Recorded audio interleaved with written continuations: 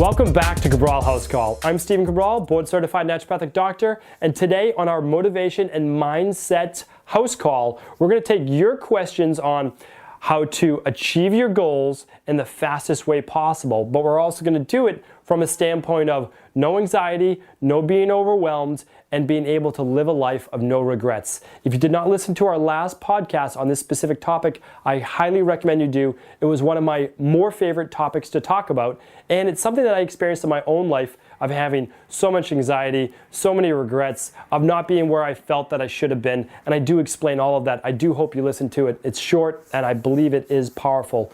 Let me know what you think. All right, today, let's get right into our questions. First question is from Charlotte. She says, I have 3 kids and no time for my own goals. How am I supposed to achieve where I want to be in life?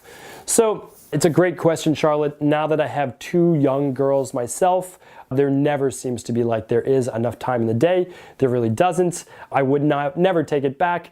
I love my family. I'm very happy to be able to spend this time with them, but I will say it does leave less time, right, for yourself. It just does.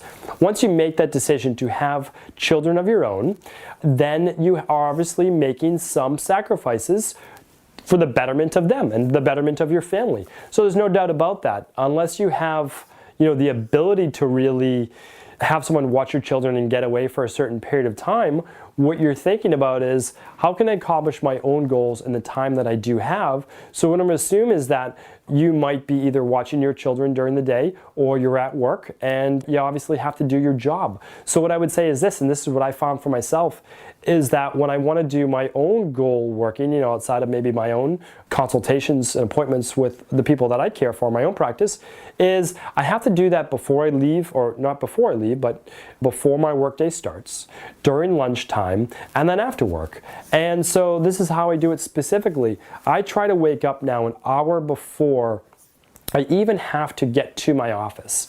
So that hour, that 60 minutes is essentially my time. And I'm just sharing this with you, so I hope that you take some takeaways from this. That hour, though, allows me to do those specific things, whether it's the reading, the writing, the whatever I need to do to move towards my goals, and usually it's both of those, it's reading and writing. It's a lot of what I do from my work is I like to work on new projects, and again, they do have to deal with specifically new content and new material, and how can I learn and get that out there. All right, and then during lunchtime, then I also write down specific things, and again, that could be my own personal workouts, it could be additional writing, whatever it is that I've kind of laid out for that next 3-month project, all right? And then after work, I'd come home, try to have dinner with my family, give our kids a bath, and then we put them to bed. And then there's a couple hours left, typically, before I do go to bed. And so that's time that my wife and I spend together, or I might, again, do some reading, do something, whatever it might be, depending on what she has going on as well. So it's obviously customized individually for the person. But what I would say to you is this. Don't try to find these huge blocks of time for like an hour or 2 hours at a time. It's great if you can get that, don't get me wrong. But if you can start to be really precise and concise with your time, meaning that if you can block off 30 minutes in the morning, 30 minutes at lunch, and 30 minutes before bed, that gives you 90 minutes of quality time to work on your own specific goals. Now, that could be exercise. You can get plenty done in 30 minutes a day. I think that's actually my next question, so please do continue on with that next question.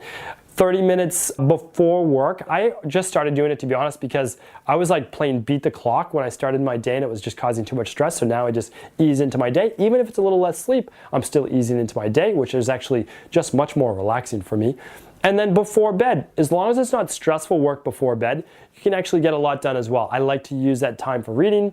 If my wife and I are just hanging out on the couch, I might pick up a book and read as well. So, again, you need to find out what works best for you, but if you can use this little method that I like to use, which is 30 minutes in the morning, 30 minutes at lunch, 30 minutes before bed, you're going to get, at least 60 to 90 minutes of good quality work to work on your own goals. And remember, if you listen to the last podcast, you'll see that if you don't have to set these hard deadlines for yourself, you can actually accomplish a lot because, 90 minutes, if you do that over the course of 7 days, you're making me do math now, is something like 10 hours or so.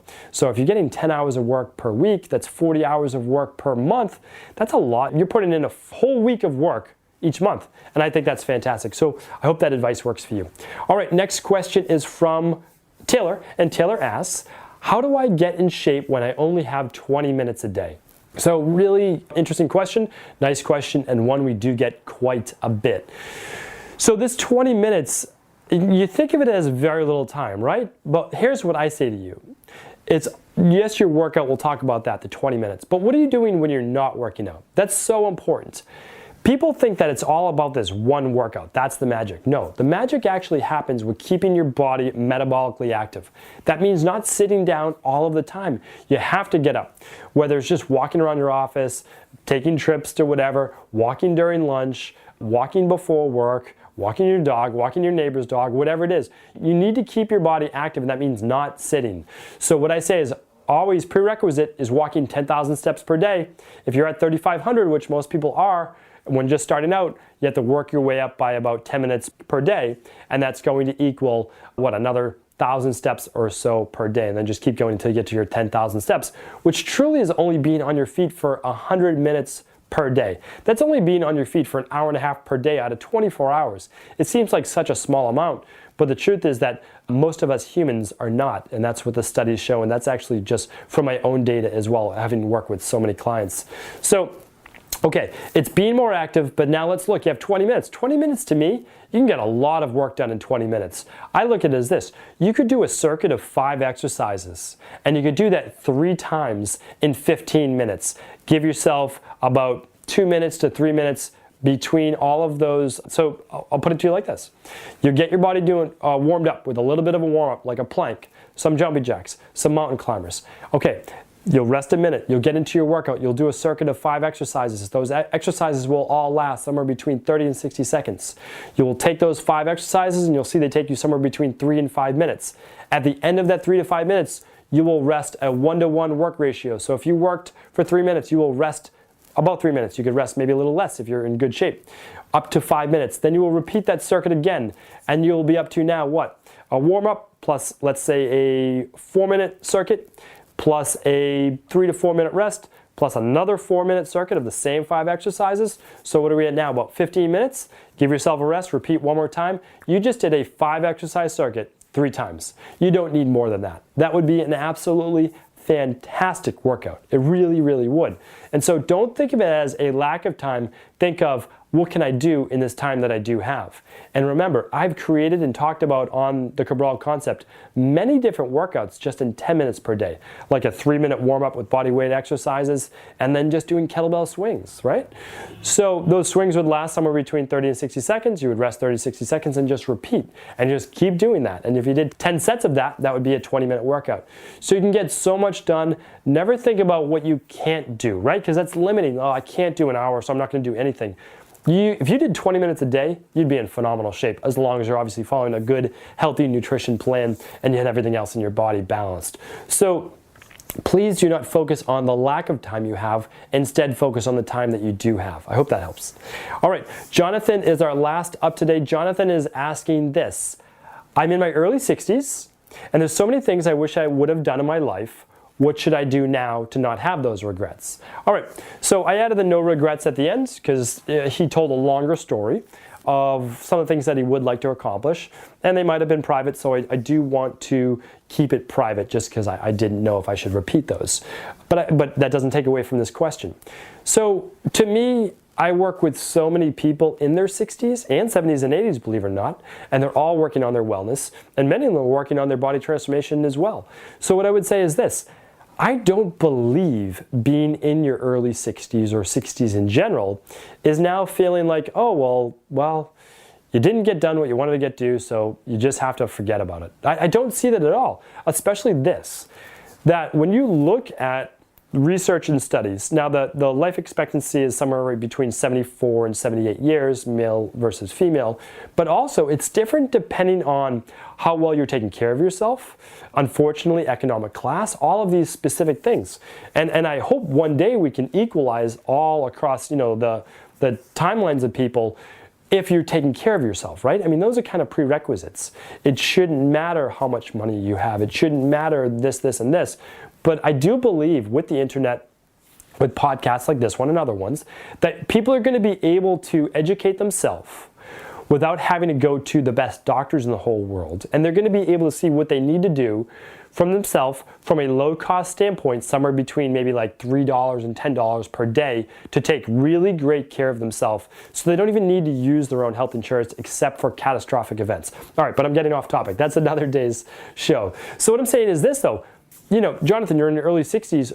For you, assume that you're going to live at least another 20 years, right? So you have a long way to go. All right, so that means you have a lot of time on your side. Now, if you feel like you couldn't accomplish some of the body transformation things in your life, you could still do a marathon if you wanted to, but you'd walk it.